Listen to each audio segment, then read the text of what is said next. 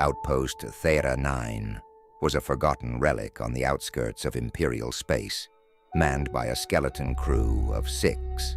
It had stood sentinel over the barren planet below for centuries, watching the void, listening for any signs of Xenos incursion. But for years, the only thing it had witnessed was silence. Until now. Sergeant Darian Hask led his team through the outpost's darkened corridors, their footsteps echoing off the cold metal walls.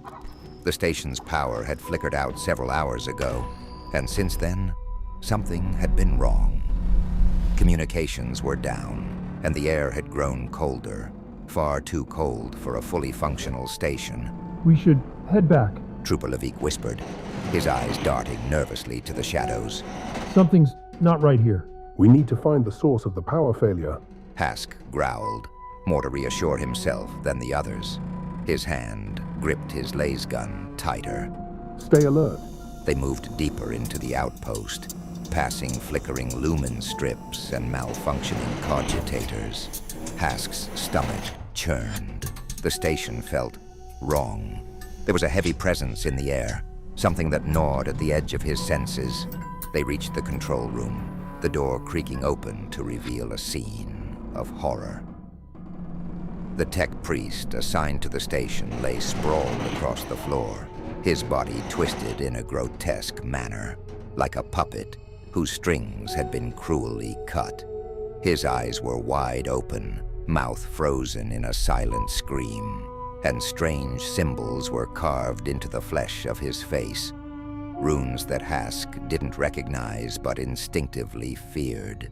Emperor's Mercy, whispered Trooper Joss.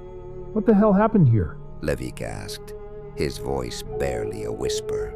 Before Hask could respond, the Vox unit crackled to life, spewing distorted static. Amid the white noise, a voice whispered, a low, rasping tone that cut through the silence like a blade.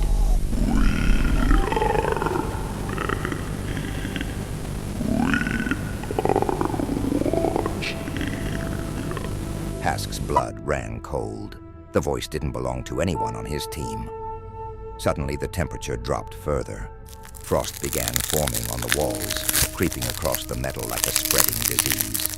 The lights dimmed, until only the faintest glow remained, casting eerie shadows that seemed to twist and writhe on their own. Stay close, Hask ordered, though his own voice wavered. A loud thud echoed from the corridor outside.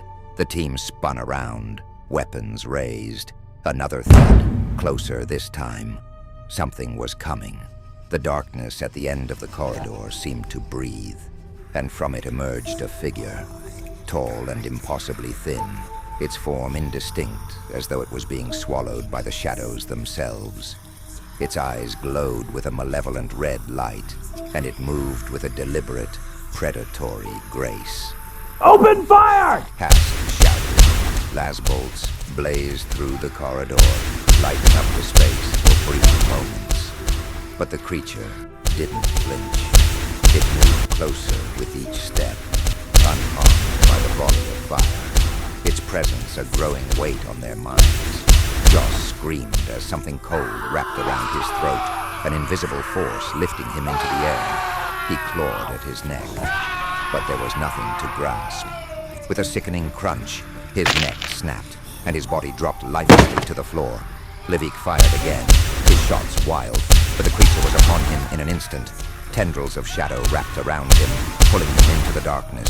His screams echoed for only a moment before being abruptly silenced. Hask backed away, his heart pounding in his chest. He turned to run, but the air grew thick, and he found it hard to breathe. His legs felt heavy, his vision blurring as the shadows pressed in closer, their whispers.